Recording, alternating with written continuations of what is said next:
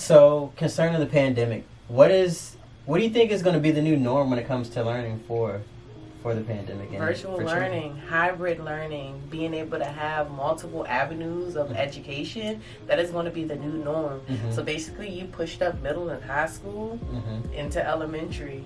So already. It's no more waiting. It's no more training. It's no more they have until 5th grade to get it. They don't. It's the time is now, and it's gonna take patience, and it takes the right person to train, but they can learn it. These kids are TikToking, they making videos and YouTubes. They can learn these steps to be able to effectively learn online. It can be done. It just has to be structured, and you have to again build that relationship. What is your advice for parents in a pandemic? Ooh.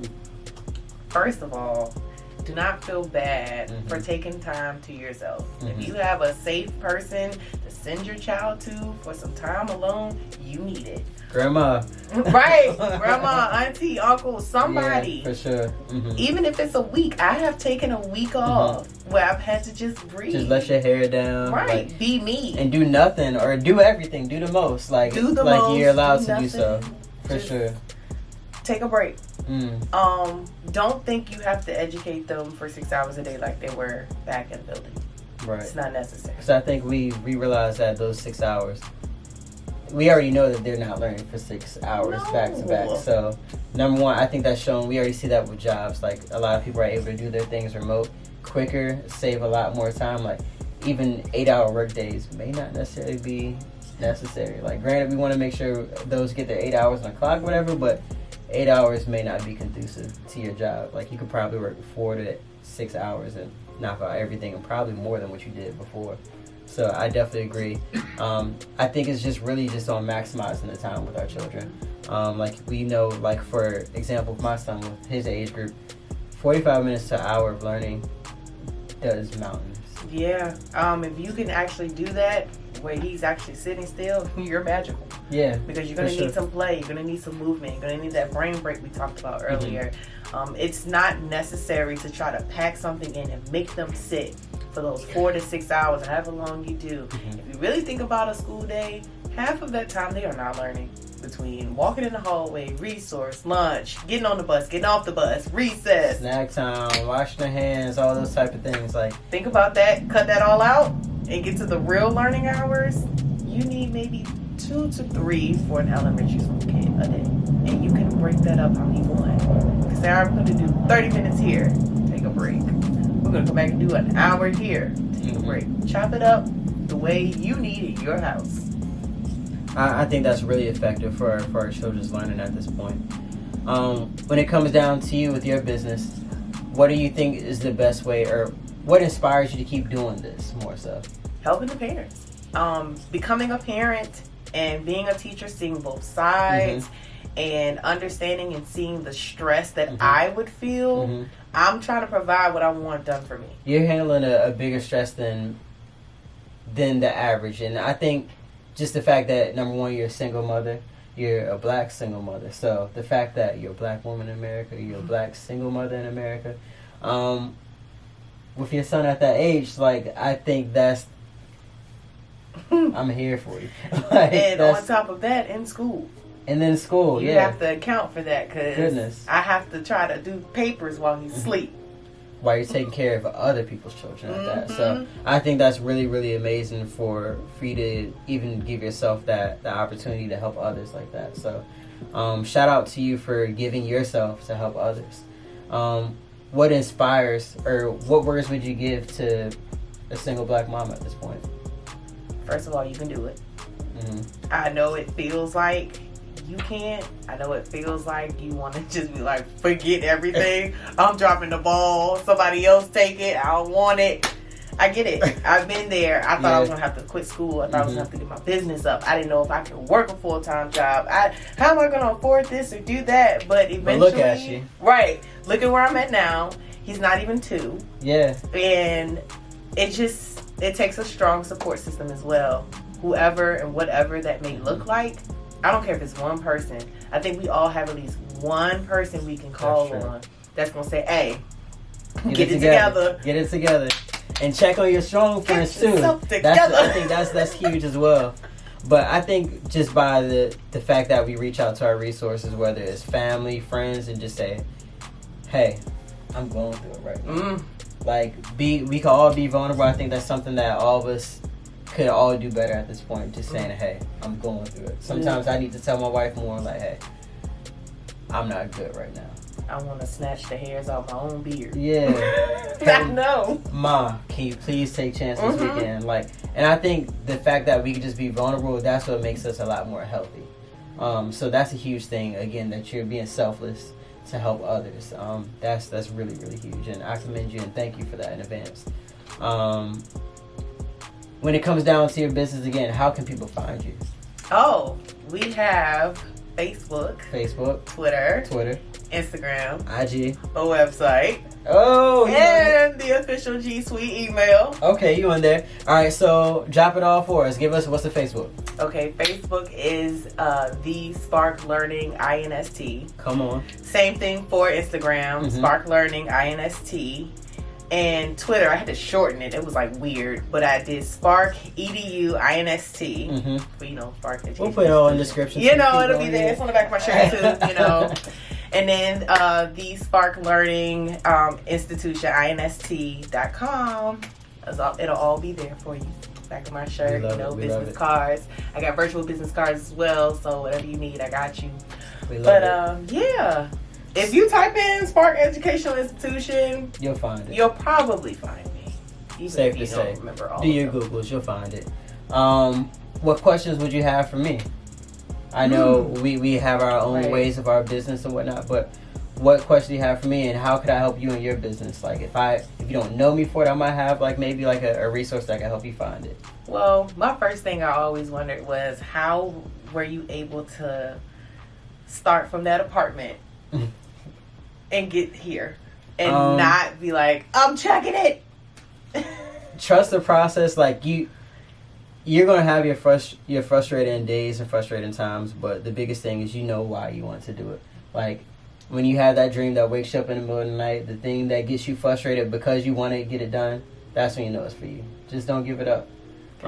So I'm very thankful for my family, my wife, my friends. Y'all been holding me down since day one, literally day one, since the name of Blue Cloud Radio and the inception. But I think just having trusted advisors, and really just not giving up. Like, you when it's something that's for you. Like I said, when you have that feeling, like, I get that anxiety, like, oh, I don't know about this day, and then next thing you know, you get that message like, Cal, I just want you to know you inspire me. Like, so those things, that's what takes me to the next level. How do you find that balance between being a business owner and a family man? I think every day I'm working to find that balance. Any time that is not dedicated to my family is Blue Cloud, and vice versa. Like, family comes first. Like, there's times where I'm just on D&D, like, Key and Chance, their first priority with anything. But also, if I'm not in Key's face or Chance's face, I'm working on the app. I'm working on some way of marketing, some way of growing the business, because that's the way that we're financing what our future. So I'm thankful for Key for understanding that this is a goal that's going to take us to the next level. So I'm really big on the calendar. I live on the calendar, even when we meet, like, sometimes people are like, hey, can you talk? Can we do around 7:30? Like, just because I have free time, this is for everybody. Just because you have free time doesn't mean that's time for others to have. Yeah. Sometimes your free time is for you to have for yourself. Even if you're doing nothing but sitting and watching whatever, your free time is for you. Yeah. Watching Moesha these days. Yeah, my wife's back on Moesha for sure. But I totally get it. That is a very important thing for people to know, business owners, anybody, students. Going into anything just because it's free doesn't mean it's up for grabs. I think that's very important too for anybody to understand, even as parents. You don't have to announce it. Yeah. You don't have to know you're free. That's when people are going to start hitting you up. Oh, can you? No. Well, let me ask you something, just because I know my lane. What is your favorite social media platform and why? That is tough these days. I recently ventured back into Twitter. Okay, Twitter. Yeah. I'm starting to fall in love with Twitter. Twitter is again. where it's at. Yeah, Twitter is where it's at. I was big on Instagram. Mm-hmm. With the stories and everything. I ain't really get into TikTok. I don't know, maybe I'm too old. That's I gotta let that die. My last thing was Snap, and I haven't been on Snap. Yeah, I barely use. I think I use Snap for the filters. That's about it. Yeah. So one thing, as a person that's always on social media, like with your personal and for your business, considering most of those that you will help, as far as like their students and their children, I think most of our demographic is on Instagram. So make sure.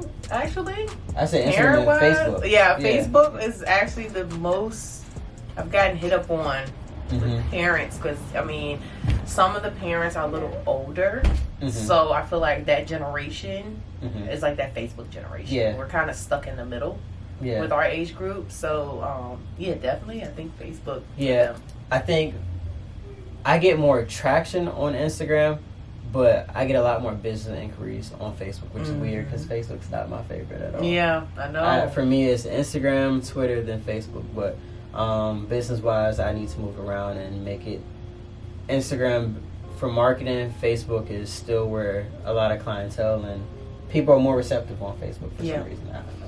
Business-wise, definitely. Absolutely. People will share a lot more on Instagram. That's a huge but thing. The inquiry, the actual making those connections or purchases, and the community comes really well from Facebook. For sure. Wow, that's very, very true. Outside of your social media, what do you think is another way that helps you grow your clientele? Word of mouth, definitely. That's been a big thing. Parents talk. Parents talk. And gear. Hello. Yeah. So that's another thing that I hold to heart, and no matter, even though social media is my thing, there's nothing that's gonna beat your word of mouth. And like you said, as far as like your gear and your merchandise, like you see, I slap a logo on everything, any and everything I can, because who's gonna brand you better than you? People are gonna, at worst, they're gonna say, "What's that about? Who do you know that does that?" They're gonna ask about you and your business that way. So, I think just branding yourself is very, very important. You don't necessarily have to spray your car and put the wrap around it just yet, but make sure that you're your walking billboard. Tell about your business every day that you can. Every day, be consistent about it. I think we all see those entrepreneurs that talk about their business maybe once every 2 weeks, and it shows. You know, we just like how they say whatever, and it shows like your business isn't thriving, and it shows because it's something that you're not promoting and you're not marketing consistently. I think consistency is everything. Referrals are everything. Make sure you have plenty of referrals on your Instagram, your website, your social media platform. Those referrals and seeing people that actually understand and respond to your brand, I think that's next level branding for you, though. Absolutely, I would agree. I always keep a business card on. I'm getting into buttons now, so I have some little ones, and then I want to do the big ones. I got the little QR code, and boop, right to my Instagram. The QR code, that's why I'm big on the QR code. Yeah, it's quick, it's easy, and it's very clean. Everything going on. It's clean. You ain't got to touch. You might be maybe 3 feet away. You know, catch that QR code. Hold your breath. Aside from that, that's all I have for you. I appreciate you taking out the time to come stop by the office. Friends and family, make sure you check out Miss Toy. We'll have all of her information in the description. But again, we thank you for your time. Thank you. It's great to be here. We here. We here.